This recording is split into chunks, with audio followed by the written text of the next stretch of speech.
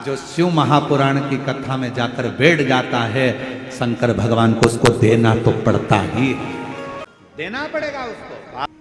बेटे को देना कर्म है। किसी के मुख से सुना था, बाप अगर बेटे को दे रहा है, जमीन दे रहा है, घर दे रहा है, प्रॉपर्टी दे रहा है, पैसा दे रहा है, बेटे को देना कर्म है, पर बेटी को देना धर्म है। अपनी बेटी को देकर अपने हाथों से पुण्य कर कर आगे। इसलिए शायद मेरे भोले बाबा भी यही क्रम करते हैं। इतनी सारी मेरी जीजियाँ आती हैं ना बेटियां, तो उनको देकर धर्म उत्पन्न कर लेते। ये देना मेरा धर्म है, आया है खाली ना चले जाए, इसकी झोली भरना, इसको खुशियां देना, इसको प्रदान करना, आया है। कल एक कथा चल रही थी भंवरे की, भ्रमर की। शिव जी ने पार्वती जी से पूछा था कि बचपन में मैंने तुम्हारे पास में मधुमक्खी भेजी थी, भंवरा भेजा था, एक भी मधुमक्खी नहीं दिखी, एक भी भंवरा नहीं दिखा। वो मधुमक्खी वो भंवरे कहाँ चले गए? पार्वती जी मुस्कुराती रहीं और शिव जी की ओर देखकर कहती रहीं कि प्रभु, जितनी मधुमक्खी आती थी मेरी तप साधना में, जब मैं शंकर भगवान के पार्थिव शिवलिंग का पूजन कर रही थी, और मधुमक्खी जितनी आती थी, जितने भंवरे आते थे, वो मुझे पास में आकर गुंजायमान होते थे, मेरे आसपास में घूमा करते थे। पार्वती जी कहती हैं, मैंने उन सबको अपने में समाहित कर लिया, सबको अपने में समाहित। और कलयुग का सबसे बड़ा एक फल है, जितने शिव भक्त शिव महापुराण की कथा सुन रहे हो, जितने मोबाइल पर सुने, चाहे कथा के पंडाल में सुन रहे हो, चाहे, कलयुग का सबसे बड़ा एक फल है, जो ना सतयुग में था, न त्रेता में था, न द्वापर में था। वो फल कलयुग को मिला। कौन सा फल है? जो सतयुग में नहीं मिला, न त्रेता में मिला, न द्वापर में मिला, कलयुग में वो फल भगवान शंकर ने कली काल के मनुष्यों को दिया है। एक अलग से ऑफर, एक अलग से फल मेरे शंकर जी ने कलयुग को दिया। कौन सा फल? कलयुग का सबसे बड़ा फल है, अगर कोई भगवान के नाम को जप रहा है, राम नाम, कृष्ण नाम, शिव नाम को जप रहा है, कोई दत्त नाम, कोई देवी नाम, कोई आराधना, किसी भी देवता का नाम अगर कोई जप रहा है, मात्र जप रहा है, कलयुग में सबसे बड़ा फल है।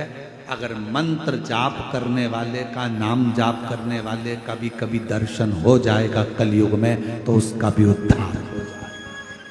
यह कलयुग के लोगों के लिए है। सतयुग में नहीं था ऐसा, त्रेता में नहीं था, द्वापर में नहीं था। कलयुग में तुलसी बाबा ने लिख दिया, कलयुग केवल नाम आधारा। नाम जितना जपोगे, भगवान को जितना भजोगे, जितना नाम का स्मरण करोगे, उतना उतना संसार का भी कल्याण होगा और अपना भी कल्याण। जग का भी कल्याण हो रहा है और अपना भी कल्याण। बस उसमें अपने हृदय को रमा। पार्वती, मैंने तुम्हारे पास में भंवरा भेजा। पार्वती, मैंने तुम्हारे पास में मधुमक्खी भेजी। पार्वती, मैंने तुम्हारे पास में अर्चन डालने के लिए बहुत कुछ भेजा, पर समझ में नहीं आया वो गया कहाँ। पार्वती जी कहती हैं, प्रभु, आपकी आराधना करते समय, आपकी साधना करते समय, आपके मंदिर में जाते समय, आपकी कथा का स्मरण करते समय, अगर कोई बड़ी दुख अर्चना, कुछ अगर अड़ंगा भी आ रहा है, कुछ अड़चन आ रही है, तो वो आपके भजन से, आपके स्मरण से, आपके कीर्तन से समाप्त हो जाए। केवल आपके एक मंत्र उच्चारण से समाप्त हो जाए। इसलिए कलिकाल में नाम की बड़ी महत्वता है। श्री शिवाय नमस्तुभ्यं, श्री शिवाय नमस्तुभ्यं, श्री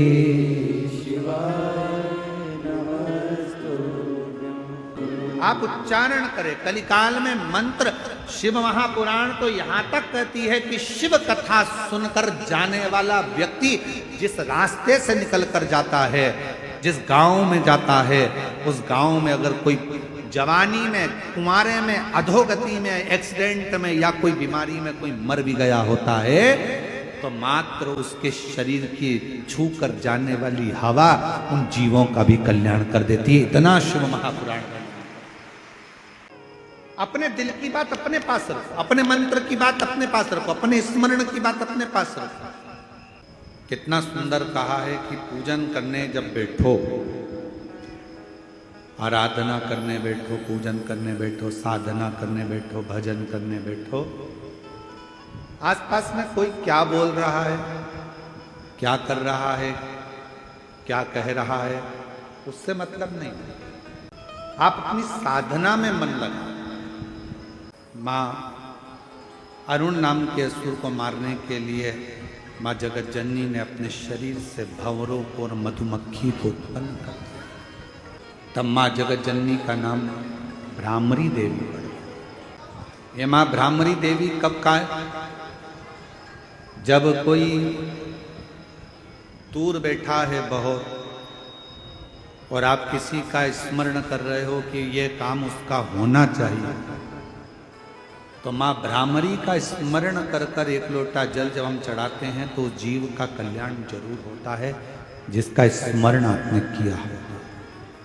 भ्रामरी। इसलिए शिव महापुराण की कथा कहती है आपका समर्पण शिव के प्रति एक आनंदता देता है। जब आप बेजापुर महाराष्ट्र से 26 तारीख को कथा सुनोगे 1 बजे से 4 बजे तक, उसमें आप सुनोगे कि सावित्री माता ने, गायत्री माता ने, लक्ष्मी माता ने, ब्रह्माणी सरस्वती माता ने, पार्वती माता ने, कात्यायनी माता ने, कुष्मांडा माता ने, रिद्धि माता ने, सिद्धि माता ने, इंद्राणी माता ने, ऐसी कई माताएं हैं जिन्होंने परमार्थ के साथ बेलपत्र का अनुमोदन कर कर, बेलपत्र का पूजन कर कर, परमार्थ का काम कर कर अपनी प्रसिद्धि, अपनी सिद्धता और अपनी सिंहासन को पाया। श्री गणेश जी महाराज की धर्मपत्नी रिद्धि और सिद्धि क्या ऐसे ही शंकर जी की बहू बन गई? क्या माता लक्ष्मी ऐसे ही भगवान विष्णु की अर्धांगिनी बन गई? क्या ब्रह्माणी ऐसे ही ब्रह्मा जी की अर्धांगिनी बन गई? क्या पार्वती ऐसे ही शिव जी की धर्मपत्नी बन गई? ना ना, इन्होंने जो परमार्थ किया है, इन्होंने जो जनमानस का कार्य किया, पूरे जगत के उद्धार का जहां क्रम आया, तब जाकर ये अच्छे सिंहासन पर बैठी। आपको यदि कोई कुर्सी मिली, पद मिला, प्रतिष्ठा मिली, सम्मान मिल रहा है, आदर मिल रहा है, सत्कार मिल रहा है, तो समझ लेना कि तुमने पूर्व में और इस जन्म में कोई किसी का भला करते रहे होगे तो भगवान ने आपको उच्च पद पर लाकर बिठा। अब मौका दिया है परमात्मा ने, ये कुर्सी, ये पद, ये प्रतिष्ठा, ये सिंहासन तुमको दिया क्यों है? कि इस पर बैठकर फिर कुछ अच्छा करना, जिससे आने वाले समय में और उच्च पद पर बैठो, फिर कुछ अच्छा करना और ऊंचाइयों तक जाओ।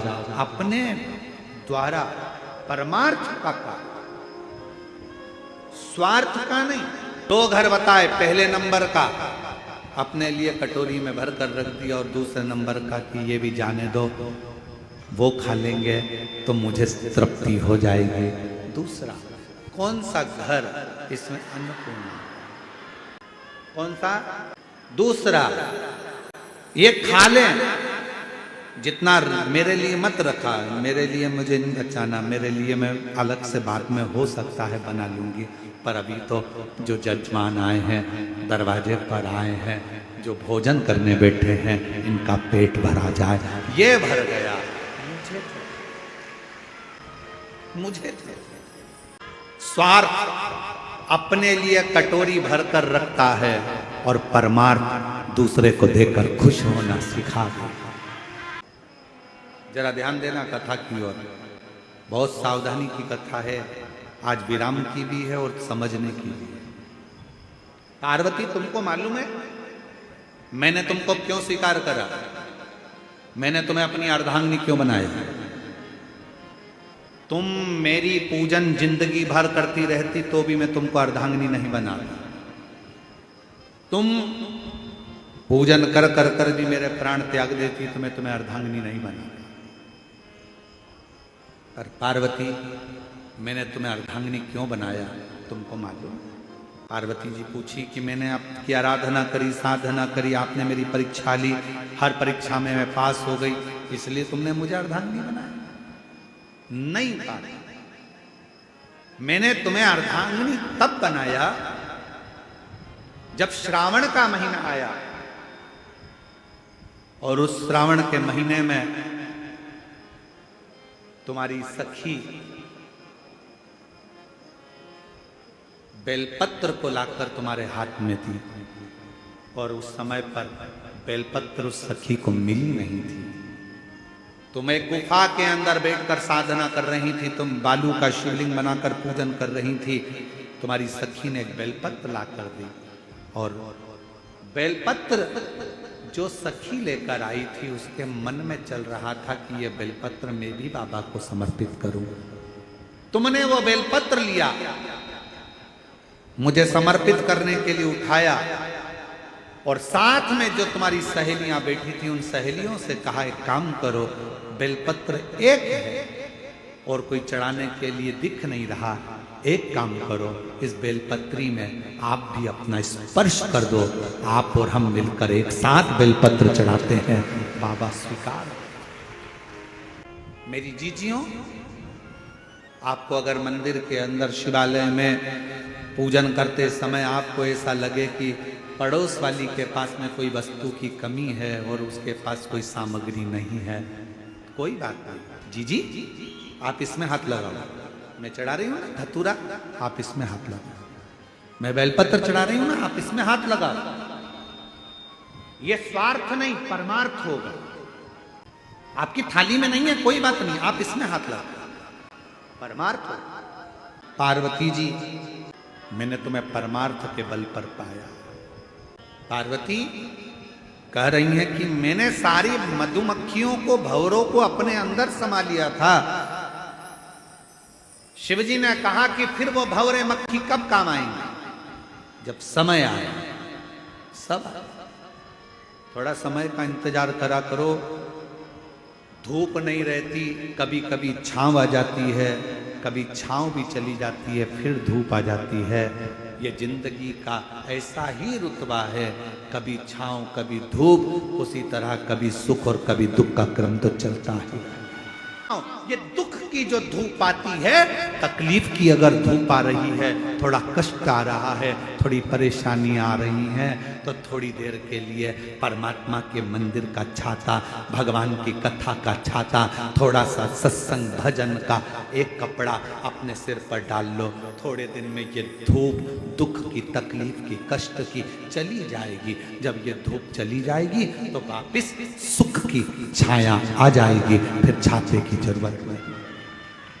ज्यादा कर्जा हो जाता है, ज्यादा तकलीफ आ जाती है, ज्यादा दुख आ जाता है, तो घर में जो रकम होती है ना, सोने चांदी के जेवर होते हैं ना, वो दुकान पर चले जाते हैं। जब दुख आता है, कर्जा बढ़ जाता है, तकलीफ बढ़ जाती है, तो घर के जेवर दुकान पर गिरवे रख दिए जाते हैं, जिससे हमारा थोड़ा दुख समाप्त हो जाए।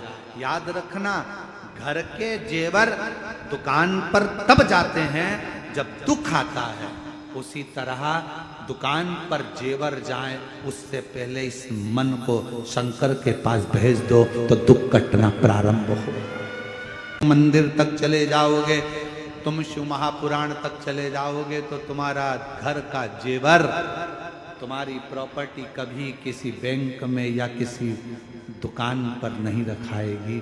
तुम अपने आप को शिव को तो रख कर दो, अपने आप